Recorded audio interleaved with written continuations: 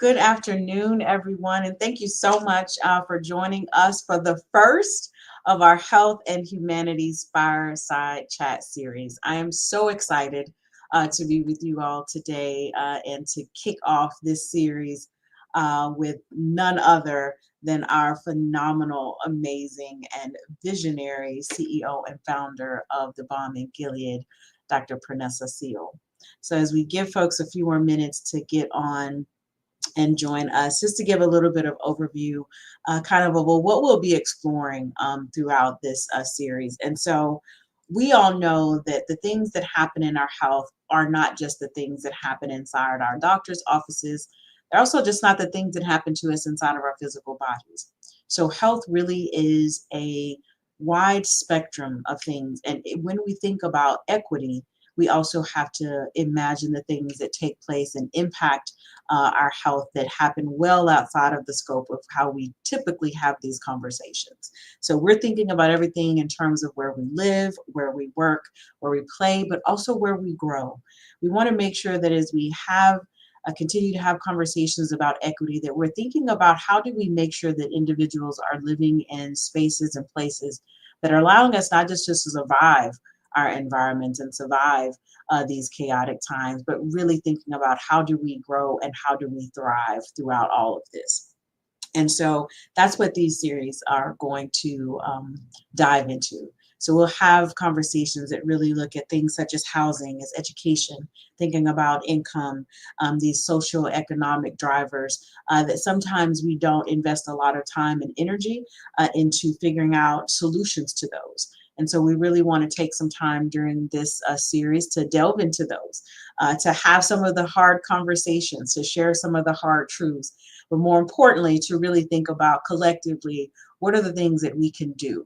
What are the things that we as individuals, we as communities, we as leaders of organizations, what are the things that we can come together to think outside of the box and reimagine what it means to look at both health and the humanity that should be front and center in all of the work that we do if we are going to ever truly, truly address inequities. And so, again, I am really excited to have her with us, because how could we have a fireside chat series and not kick it off with the leader of our organization, the Balm in Gilead? And so please help me in welcoming the CEO and founder, Dr. Pranessa Seal. Well, thank you so much, Pam. It is absolutely a joy let me see, I'm always full of joy. So it's a joy to have you hosting this important fireside chat. I'm just happy to be the first guest, but you know how much I love you. You're my right and my left hand. And it is just, you've been with the Balm and Gilead 10 years, and it's just a joy that I could be your guest on your fireside chat series. So, hey, hats off to you, my sister. Hats off to you. You know you're the greatest deputy director in the whole wide world. Well, I'm only that because of your leadership and your guidance. It has truly, to think that it's only been 10 years since I've been with the Balm and Gilead, and it has been an amazing 10 years. And I cannot thank you enough, I think, just for your trust in me, for what you've poured into me as a leader, and really just for how you have continued to evolve. You've continued to adapt. You have been at this work for longer than many of us in this space. And to still see your passion, to still see you innovate in this space, to be a part of that is again, it's a true honor for me. And so, yeah, like we have to kick this thing off with a bang, and kick it off, I think, with your voice, who has you've seen things that, again, many of us in this public health, healthcare, equity space, you've lived through a lot of what we talk about. So when we think about where we started in our conversations around health equity, whether that was with the Flexner report in 1910, that resulted in the closure of 5 of the 7 medical schools that were targeted and focused for Black Americans. When we think about where we are now and where we're removed past Tuskegee, but that study still comes up. It still tends to Every day. in this work. And so I want to really, really think about having you with us today, walk us through this kind of the 360 lens of kind of where we were, where we are, and hopefully where we are headed when we think about health equity. And so I want to turn it over to you because I know just throughout your life, you have continuously worked at this intersection of faith and public health. You founded this organization to work at that crossroads. So from just your own perspective, both professional and that lived experience, can you kind of share with us this historical lens of how the marginalized, underrepresented communities, how have they been left behind and in what ways? Well, Pam, that's a big that's a lot of answers in that. but thank you for the question, and thank you for acknowledging that you see the passion that I have, that what I believe is my life calling. Um, Everybody doesn't get the opportunity to get out from where I come from, and I believe that because I have been blessed to get out of and to move in spaces and to be educated by and to have the knowledge that I stand on the shoulders of, then with that comes a responsibility. Where have we been, where we are? I think you bringing up the 1910 moment, just reflects on where we have been. But here in these wonderful United States, we take for granted time, because when things are happening, we are in troubling times. We're in troubling times. And when I say that, I'm always reminded that I grew up with grandma and grandpa and then them, and they would say, Nessa, these are troubling times. And when, I'm now a history buff. And when you go back in our history, the history of Black folks, we have always had troubling times. And then we catch a break. We catch a break. And I've been thinking recently about, if in fact the policies that Abraham Lincoln put in place when we were emancipated, when we got our freedom, if those policies had gone forth, we had the men had the right to vote. Let's be clear, the women didn't, but the men, like white men, had the right to vote. We were a serious voting bloc. We're still that voting bloc. We had access to care, believe it or not. I find, I just found that there was hospitals in the deep South that were geared to, colored people. I went to a colored hospital and had to go to a white doctor that had all of that. But even though we had it, some of us, and we had it because we were in a place where it was. Some of us, when we go a little bit further down the road, did not have access even to the colored hospital or to the colored doctor's office. But these times we get these breaks. What would have happened if Black folks really got the opportunity to have the vision that Lincoln put forth with us? Right. We would be in a different place today because, in my opinion, we were given a structured opportunity to become full citizens in this country. We get 40 acres and a mule was real. That was a real thing. We got educated. But there's always a force that's working to roll back. You know what I mean? When in Reconstruction, when the voting rights was rolled back, it would take us 100 years to 1960 to fight for the Voting Rights Act. When we got the right to vote in 1865, it would take us 100 years to fight again for something that we got 100 years later. So when we talk about these policies, when they go away, they don't necessarily come back, in 2 weeks, And so to get to the question, I think that we have to look at we have education.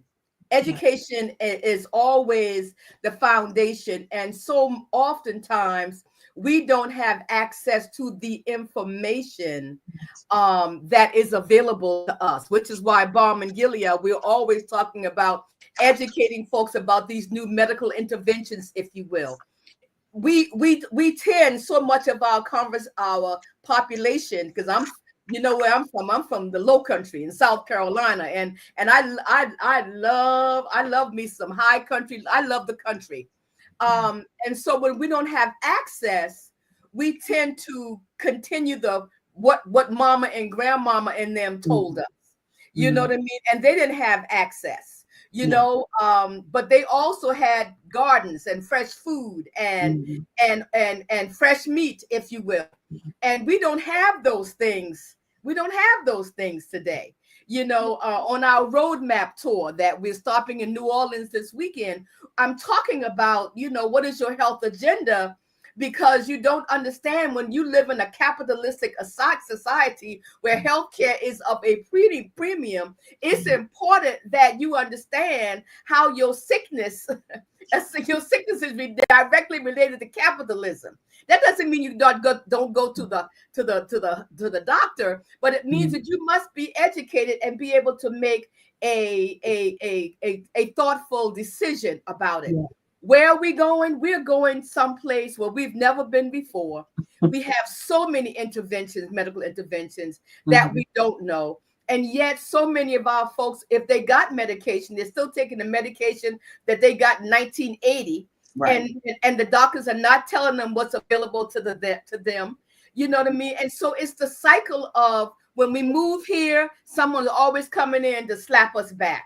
Yeah. And for those of us who have gotten out, we have to be intentional about educating, and giving information and bringing people along. I Yes. hope that wasn't too long, and I hope that was the right answer. No, not at all. And there is no wrong answer for sure. And again, because so much of what you touched on was why, when thinking about trying to put this series together and what we were going to talk about, how are we going to make this different from, just the disease state awareness, as you mentioned, that we do better than most in terms of educating the community on these different disease states. But like you said, putting it in the context of the society in which we live, the policies that shape our ability to access health programs, the policies that shape whether or not we can get affordable internet now, policies that are, shaping whether or not you're going to be able to get Medicare or Medicaid, or the things to help pay for the access to those doctors that you mentioned.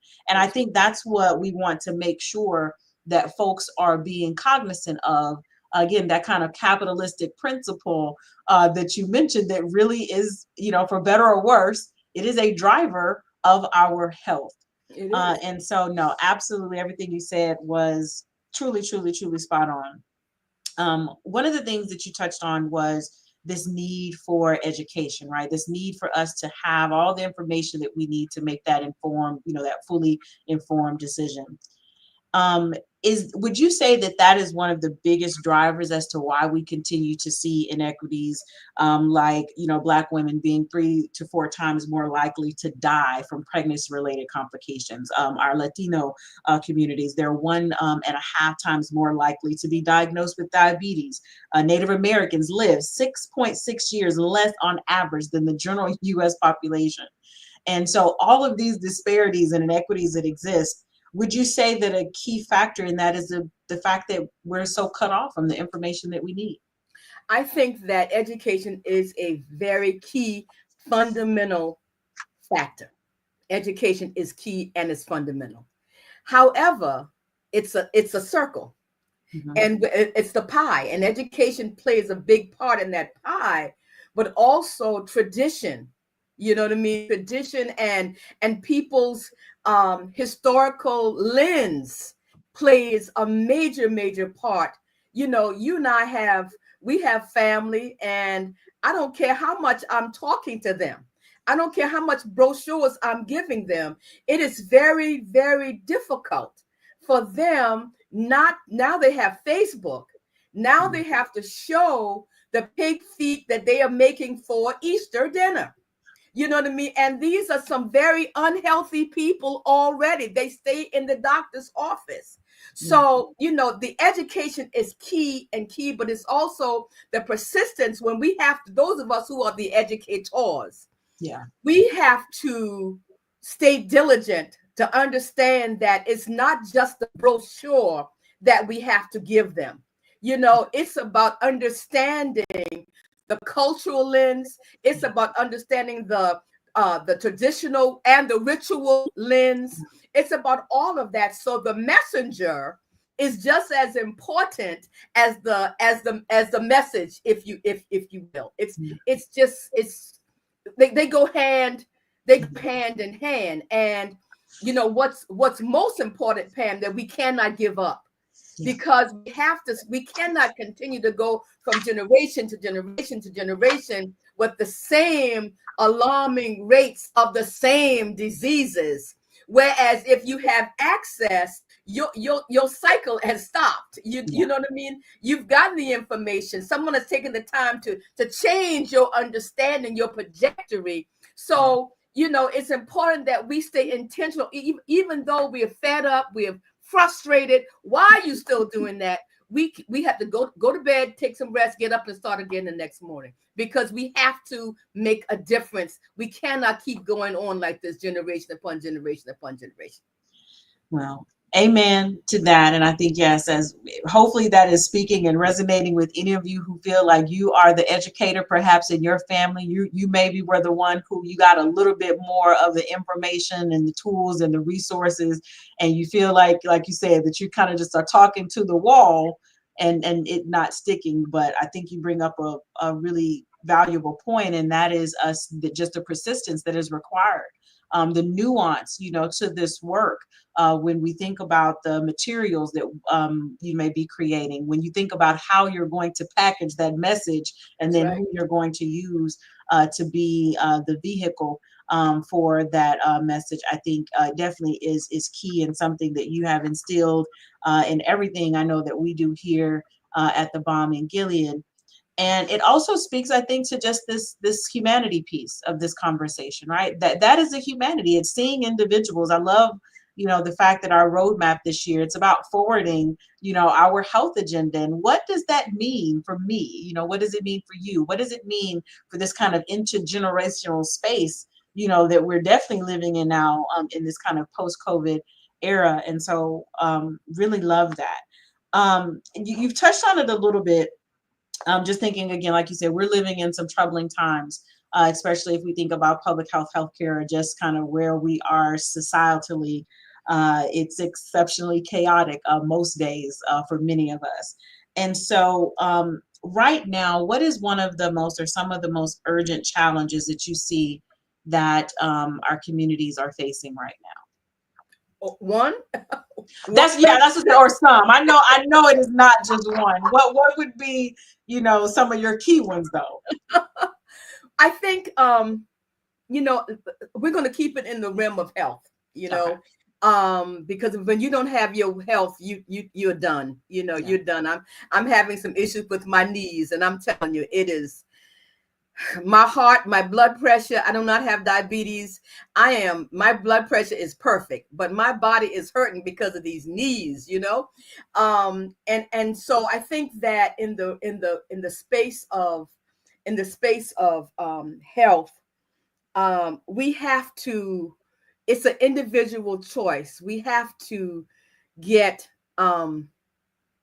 committed to our own health. Like I started out talking about, our health is a major component of this capitalistic society. Whereas an example is just breastfeeding. Breastfeeding is still taboo. You know what I mean? It's taboo. Well, it's supposed to be taboo in a capitalistic society, when we would rather give the baby Similac, or Right. give the baby, food from the shelves that's full of sugar and salt as babies, because it's important that they get addicted. So Yeah. by the time they're two, they need that soda that you're giving them. They need that lollipop every day. You know what I mean? The addiction happens the day that they get here, and Yeah. they tell mama, that's you can do it if you want to, but but we don't have the infrastructures for you to support your breastfeeding in public, or all the Right. things that are there. But that's a part of a capitalistic society. You're Right. not going to have those issues in other countries where they're giving free health care. Right. In countries where, there are only 9 countries in the whole world, and the United States lead that effort, that do not provide health care to its citizens. Right. It's a whole different conversation around health when your government wants you to stay healthy because they're providing your health care. Right. Over here with us, no, we got to pay for it. We got Yeah. to pay for it. And even somebody put some policies in place, so we're going to help you pay for it. And now somebody's trying to take that away from us. So Right. we have to get intentional about our own health. What do Yeah. we put in our mouths? You know what I mean? Yeah. Do we drink that water? I Right. have to make myself drink at least 2 of these. If I get one, I'm happy. But it's an intentional thing that I have to keep the water by the computer. I Yeah. have to make sure I have the vitamins by the Right. computer, not by the bed, by the computer, because guess where I spend most of my time? Computer. By the computer. So Yes. everything that I have to do, I have to keep it by the computer, because my most important spot in the house is the Yeah. computer. And then what do we eat out? And I'm not gonna take up so much time, but I'll tell you a story. I spent a lot of time again in the Low Country, and they still make chicken feet Mm. soup.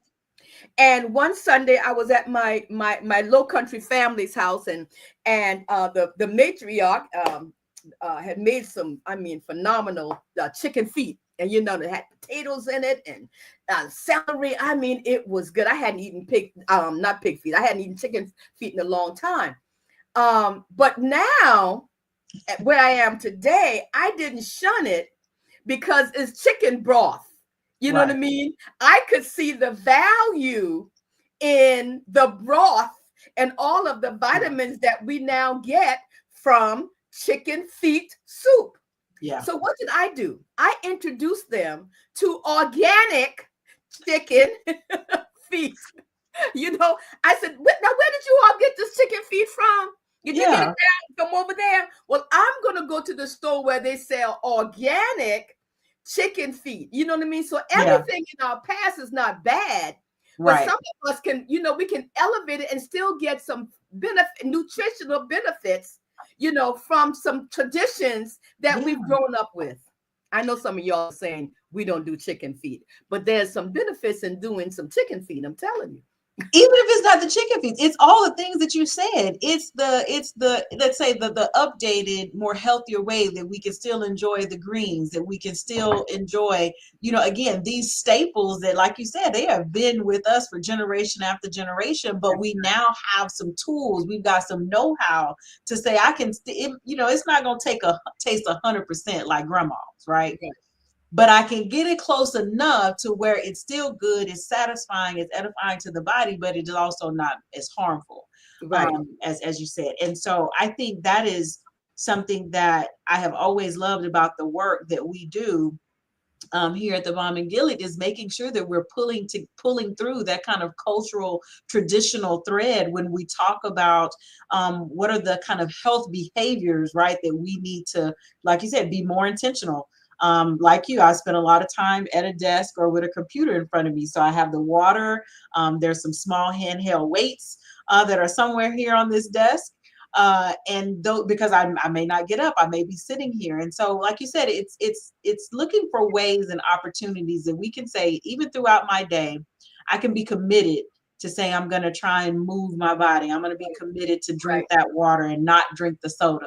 That's right. Um, Pam, back to history. mhm. I think that understanding our history is also so important. Mm. We have, I'm constantly looking at the Great Migration or Hmm. Reconstruction, and just Right. going to, Black History museums, and all of that is important to understand our history. I'm fascinated by the many men and women born in slavery, Right. got free. Some of the men actually fought in the Civil War and died at 95, Right. and died and lived for, after the Civil War that they fought and lived another 50 years. You, Yeah. you know, I Yeah. mean, now we talking about mental health. We can barely make it. We, we, we, we, we Right. can, you're talking about trauma. You were Right. born in slavery, came through civil and Jim Crow, and you lived And to live. 90 and 95. Right. Maybe you didn't have a computer or a television or so. I don't know. Maybe that cutting the wood. I don't know, Pam. But when I'm looking at, these, I mean, phenomenal Black people who came through so much Yes. and Yes. still went and left and went to heaven at 90, 91, 92, 95, Yes. 103, 110. My Yes. grandmother was 103 years old when she left out of here, Wow. and she didn't have nothing wrong with her. She smoked a pipe, and she was good. And And she just was reading good. these people's stories, and, Yes. and here we are, traumatized. Exactly. We Or can't get from underneath the trauma. And like you said, traumatized. we struggling to get to 70, you Right. know, and it just really goes to show again, taking It, things it's back to something. our It's roots. something in that learning about our history and how Yeah. we got over. How we got over. I think it's Yes. key that we begin to look at our family history and how we got over, because we need some of that, because we're not doing that well in getting over. We need Exactly. to, we need to look back and see, how did they do it? How Yes. did they do it? Yeah. 100%. I mean, at one point, our ancestors helmed, dynasties, Right. and did not have access to all the technologies and tools and things that we have now. And we can't manage to keep neighborhoods intact, No, can't. and so you're absolutely correct in terms of that history. And then I think even more important, perhaps even today, is knowing that that history is under attack, right? Is that there's a willingness to not have us even keep access to that history, to access to the Right. books, access to our libraries, access to, and so I think it's going to be even more important that as we think about what this health agenda, or what the agenda for our lives and our communities look like, that we're thinking about how are we going to incorporate that rich history That's right. that we have, and what lessons that are still baked within that history that we can learn from, draw from today, to, like you said, so that we can see more of our grandmothers and grandfathers and our aunties and our uncles living and well, and well, not creeping into the 90s, but That's right. living well into their 90s. And because that's so important. You brought up like the cost, right? The countries that have universal health care, right? So it's interesting that this country spends the most The in most. healthcare, Mhm. and yet we rank lowest and bottom in terms of almost every health measure and statistical outcome, whether that's infant mortality, chronic diseases. And so that should show us right there that there is something off, that math is not quite mathing, is we're spending more and still don't have healthy people. But we know that countries that actually do have universal health coverage, that if we were to do that, we could prevent up to 20% of the premature deaths that we have in this country. That's That's right. those who are dying well before our life expectancy. And so those are really, I think, as we have these conversations, that we think about that. Think about what you spend in healthcare, on your premiums, on your insurance, for those of us who have insurance. And wouldn't it be nice if we could put that money elsewhere, put it into college for our kids, put it into, more 401ks for, life and retirement. And again, it all comes to our intentionality. What are we doing with the 24 hours we have in each day, to not just for ourselves, but again, kind of reaching back and making sure we're pulling and lifting others up. Um, So as we kind of again continue to move and shift through this lens or this landscape of health equity, I want to now kind of move us to forward thinking. Mm. So you are an exceptionally visionary leader. Um, you often get up and say, "Hey, I got a little idea, and let's run through this little idea." And your little ideas turn into organizations like the Balm and Gilead, or your little idea turns into our brain health center or so your little ideas stay very little, they don't stay little for very long. Teeny weeny ideas. But with this, that you have done this work, and not your life's work, but the work here at the Balm and Gilead that is nearing almost 40 years of looking at this intersection of faith and public health. What do you see, or what would, when you think of vision and thinking forward, what do truly equitable communities look like? What are some of these kind of systemic changes, whether they be from policies, community levels, that you could see? And if you could build, in your vision, if you could build an equitable community, what would that look like? It would look like people are living to their appointed time and not going too soon. It would look like people intentionally, walking and drinking and happy, and walking to the garden, and their children are with them, and that grandmothers are playing with their grandchildren. The majority of African American children do not know their grandparents are gone too soon, because of gone too soon. It would have the light of health and wellness, that flows in and through us. And even though we're always dealing with traumatic outside forces, if the energy field in the community you can be uplift above everything. I'm from that kind of community where we took responsibility for each other. And I think if I could bring the community, back together, you know what I mean? Back together, but forward together.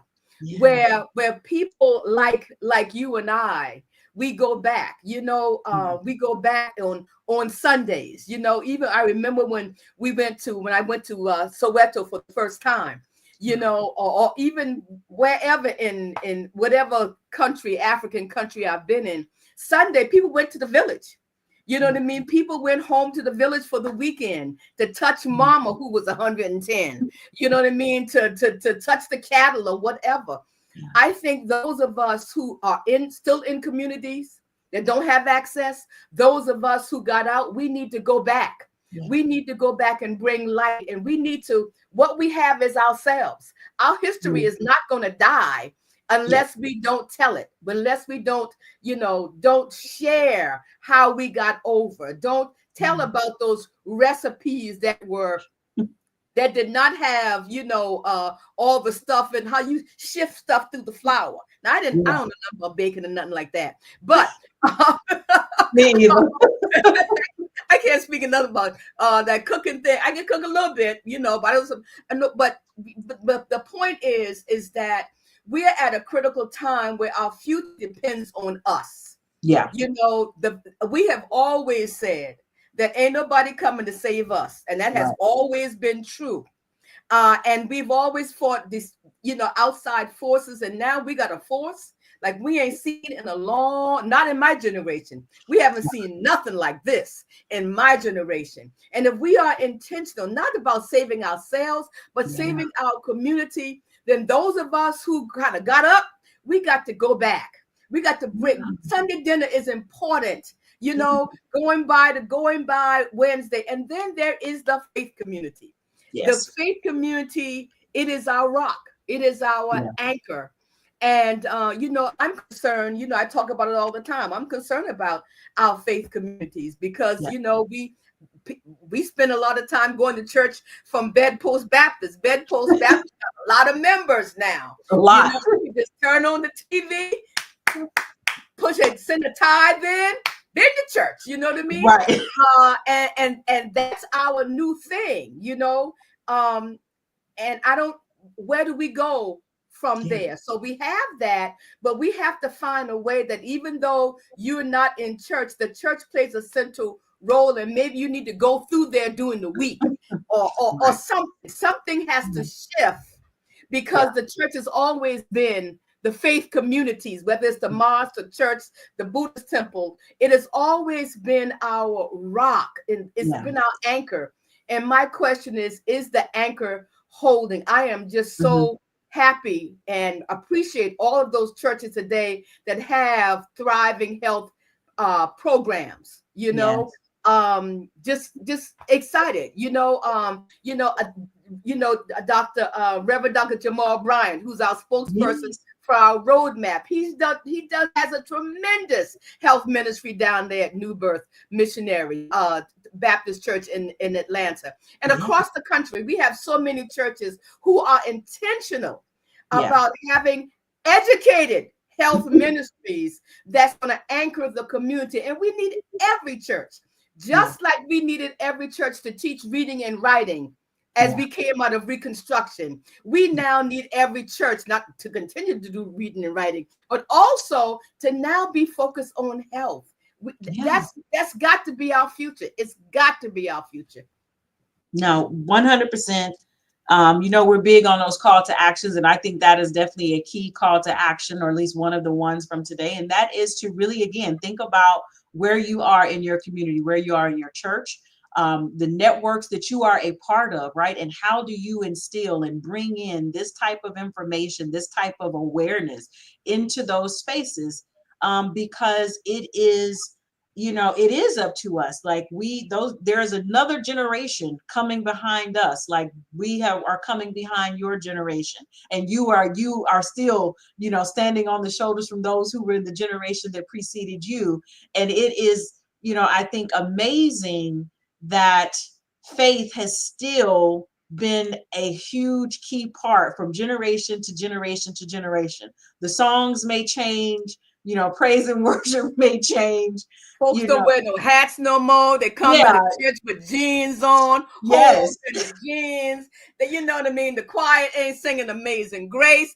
It's different. It's Very, just very. I different. fellowshipped with my oldest at her church in Blacksburg, Virginia, a few weekends ago. And it was very awesome service. Because again, where it tells us where two or three are gathered.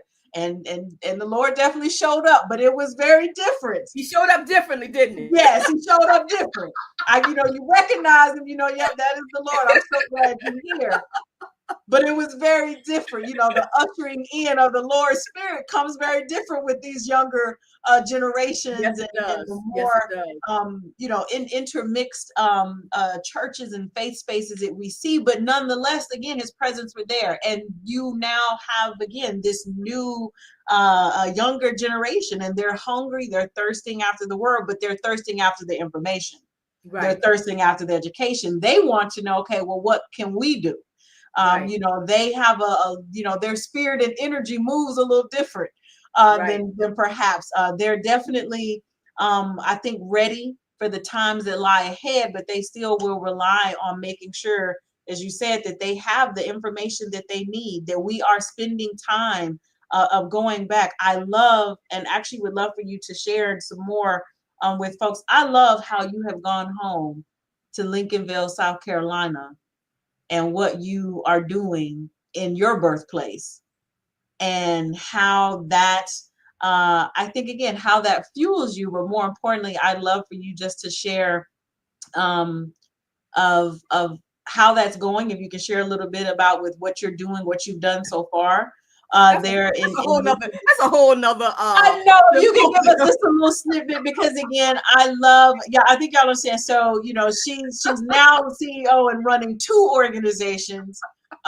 in this time and space, and doing them both well. Again, I think that's where we can see your passion and so I get to see it because I talk to you, we see you, and you come up here and you visit and hang out with us here in Richmond and then go back to the low country. So I would love for you just to share a little bit about kind of what you're doing in your birthplace of Lincolnville, South Carolina. Well, thank you for that, Pam. But I'm able to go back because, first of all, I got out. I was leaving my mama's house. I was out of there, and I was the only one out of my class leaving. And I come back and I'm meeting the people who didn't leave. And Lincolnville is the oldest African American town in South Carolina. And I can say, they should have did this, they should have did this, but guess what? We still have our town. 157 years of Black government. 157 years of Black people being self-governed. That's worth my time. You know what I mean? And my family is a part of those, that the settlement of this town. And Uncle Willie was the mayor for 40 years. And my mother wrote her master's thesis, on Lincolnville, a Negro community, and dedicated to her baby girl. So all of that lives in me. But what's important in talking about going back is, I learned so much, at the bomb, because I have, the bomb New York is so different from the bomb Richmond, and we struggle with this intergenerational thing, and as I'm listening, you talk about going to your daughter's church, and you know what I mean, they got the this going on, and the lights flashing and all of that, and you all push me, not just, well, you got to do it, but I'm always going to say why. You know what I mean? Why do we have to? You help me to understand why we have to shift to reach that. And then I come along and say, but hold up, wait a minute. My folks still got a flip phone. They got a flip phone. It's a i5. And they don't plan to get I'm serious. I just had a conversation with a PhD friend of mine who got an i7 as a flip phone. Don't have no, not gonna get no more phone. I'm not going on Facebook. No, that's the devil. No, So how do you reach my generation and reach your generation? You know what I mean? Because we have to move together. Yeah. And I think that, especially now that we know that so many of our alarming rates, we don't even get diagnosed until we're 55, until we're 60, until we're 70. So we cannot just say, well, we got to go and do the technology piece. We have to get some stuff printed, and we got to get it printed in big letters. If I can't read it, then 12 font's not good enough. You got to go to 14 font now, And so I think it's building a team that we can trust the movement, even when it doesn't feel like it's a struggle. You know what I mean? Because I may not, there are days when I don't understand that at all. And there are days when you say, maybe let's try this tomorrow. But we get there, you know what I mean? Because it's the community. We are in an intergenerational community that we must understand each other, because every generation is important, and I think that's so key.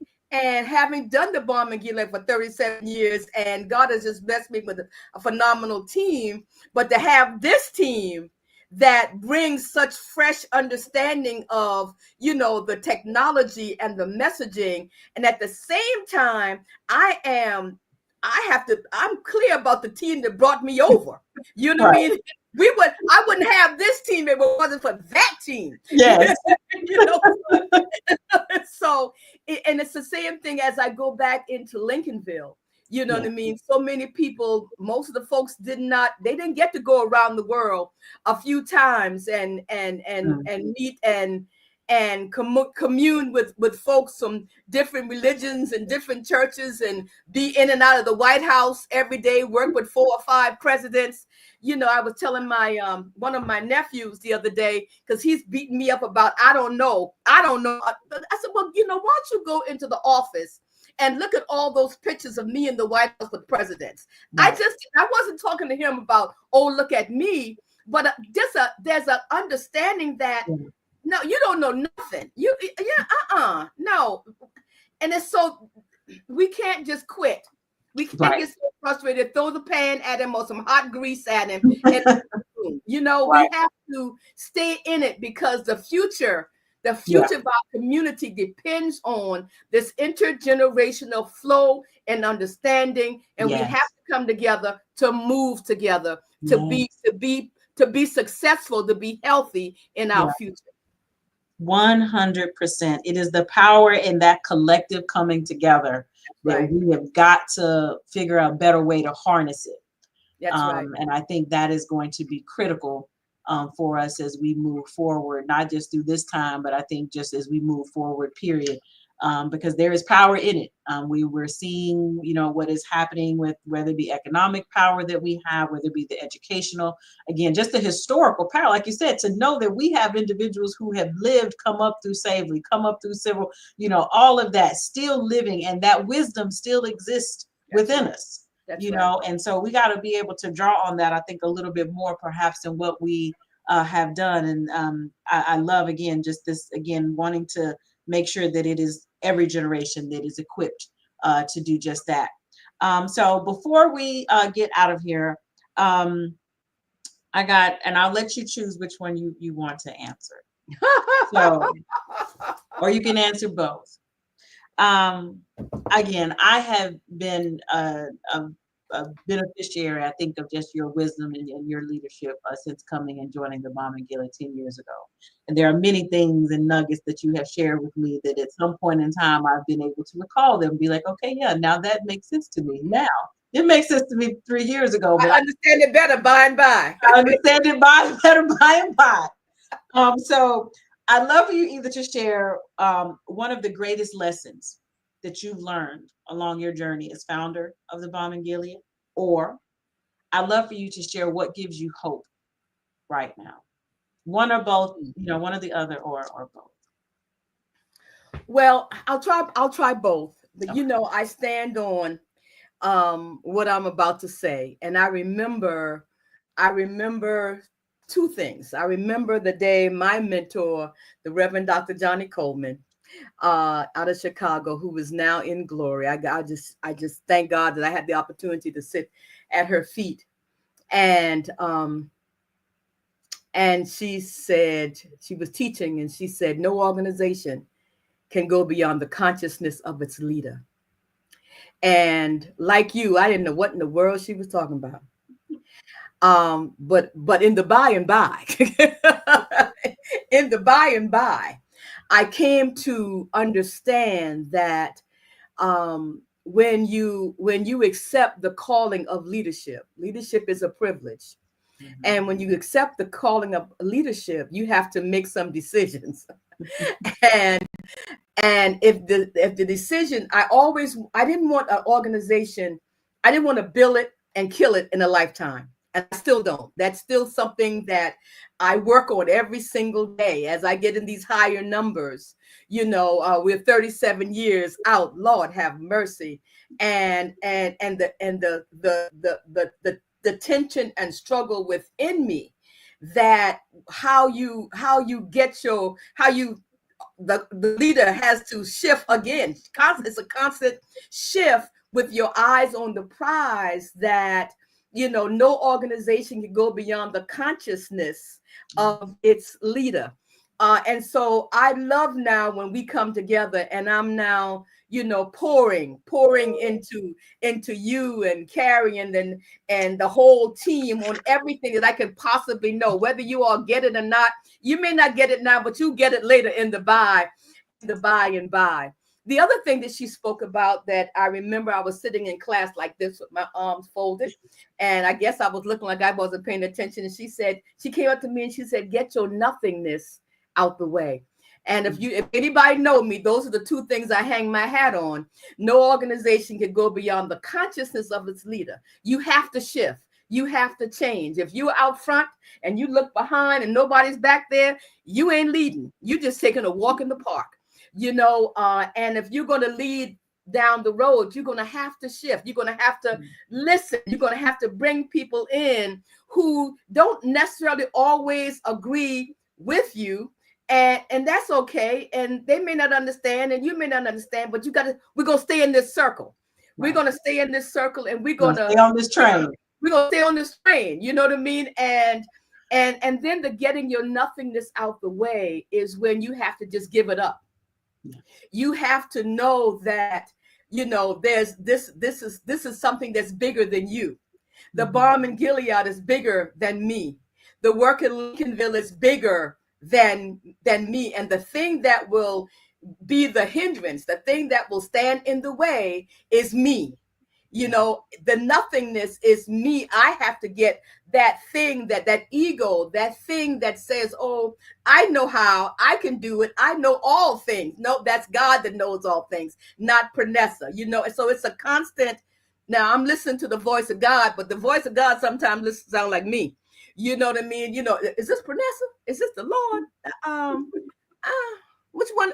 Uh, and so those struggles, Pam, that we may laugh about, they're real in the Yeah. human existence, in our Yeah. human walk. You know what I mean? It's real because we have desires, we have wants. Yeah. We know where I want the bomb in Gilead to be in 50 years. I'm Mhm. not gonna be here in 50 years. You know what I mean? So, I don't think that's gonna be my reality being Yeah. on the planet in 50 years. And all of that comes with something, but this the getting your nothingness out the way so that the portal of can flow to what God would see the bomb in Gilead and this Lincolnville work will be. And Yeah. I am just the instrument of what it is today. So I have to constantly work to get my nothingness out the way so that God can do what God can Mm. do, and I can be a leader that allows the flow upward.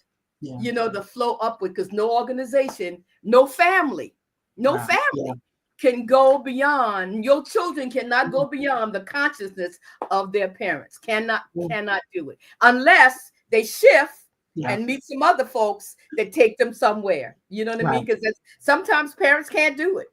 Yeah. But there's a portal where you can shift and someone else can take you. And I thank God for my parents, but I thank God for those folks who came into my life. You know what I Yeah. mean? And took my hand and took me to another place. I hope I answered your question. No, you did, and I love it, and I'm glad that again, everyone else again, that you guys are getting just a glimpse. I think of what makes this organization run. I think what drives us, and your it is not just your vision. Again, it is your ability to live off of those two principles and allow those to guide you, so that this organization can continue on, yes, for another 30, 40, 50, 60 years. Even though many of us who are here now with it won't be here with it, but to know that we were a Probably part. you probably be here, Pam. You probably be That here. is the plan. That's the plan. 60 I, will I I put also me where want our to say pawpaws were. I also want to say real quickly that I tell the world that I have the greatest team in the whole wide world, and I do. And it's not it's the commitment of each person to stay in the circle. Yes. You know what I mean? Because this work is not easy. It's not easy on the planes, on the trains going here and forth. It's also not easy being in this circle of personalities. You know Mhm. what I mean? I require powerful people around me. You know what I mean? I don't do well with people who can't think or who are they're timid. I don't do well with them. So therefore, you have to when you get on my nerve or I get on your nerve or I done said the wrong thing to you or you done said the wrong thing to me, we have to stay in the circle even though Yes. we are upset. You know Yes. what I mean? And that's the no organization can go beyond the consciousness of a leader and allow people to grow. The Yes. bomb in Gilead is 37 years, not because just of me, but people came and brought. You bring Pam. Yeah. You bring all of your public health knowledge to the bomb in Gilead. That's why Yeah. we are in with policies, and that's why we're doing this webinar. You know what I mean? And Carrie and Keisha and Tanaya and Tanya and all of you Yeah. bring you and you bring your gifts to this bomb in Gilead. Therefore, the leader must have openness that you can bring your gift and everybody can Yeah. grow because the idea is to serve. I'm not going Yes. to say another word. Back to you, Pam, this wonderful host. No. Thank you again. I cannot thank you enough. You know, you and I, whether it's on your podcast, so if you guys have not tuned in, not sure what you're waiting on, but make sure that you are subscribed and checking in and listening to Dr. P on the pod, because you get even more of all of this wisdom and experience. And again, and the information and the education. We have subject matter experts on the podcast. So if you have not done that, please make sure that you avail yourself to that to get more of our amazing founder and CEO. Thank you again for being the Thank first you. guest to kick off this series. Thank you for your yes and understanding of why we wanted to do this series. um, and also want to thank Carrie, who you guys cannot see. He's behind the scene making sure that this all went well today. So thank you so much, Carrie, for all that you do. Thank you to the entire team. I know many of our team will be on their way to New Orleans To New this Orleans. weekend for our Healthy Churches Roadmap Tour. We are off and running and headed to New Orleans. That's right. And again, Saturday. so honored to have Reverend Dr. Jamal Bryant serving as a co-host for this, to our amazing sponsors of Johnson & Johnson and Bristol Myers Squibb, all of the phenomenal speakers that we have. So if you are in that New Orleans area, I know it's Jazz Fest, but this is before the music and stuff start getting. Grab you some coffee and beignets and come on down and meet us at Dillard University for again, for an experience that you do not want to miss. And then the roadmap continues. We are in right here in our semi backyard in Norfolk, Virginia, next Saturday on May the 3rd, where we will be at Norfolk State University. And again, and having another phenomenal lineup. All of these roadmap tours are bringing in folks directly from these cities, organizations. We've got tables and vendors and giveaways. And so again, this is where you're not only going to get information, they're open to the public, they're free. And again, this is where you can come and get some things that you need, something that your family needs, and definitely things that our community needs. And so if you have not registered already, please make sure that you go to our website at www.bombandgilead.org, and you can register for all of the stops, one of the stops closest and nearest to you. But definitely make sure that you register and that you share, bring a friend, bring a loved one, and do not miss this. And then also make sure that you sign up for the remainder of this series that runs all the way through September, I believe. And each month we'll be bringing to you conversations like this, just some intimate conversations, real talk, real truths about our health and our humanity. Thank you for joining us. Thank you, Pam. Thank you all. There's a bomb in Gilead. Thank you.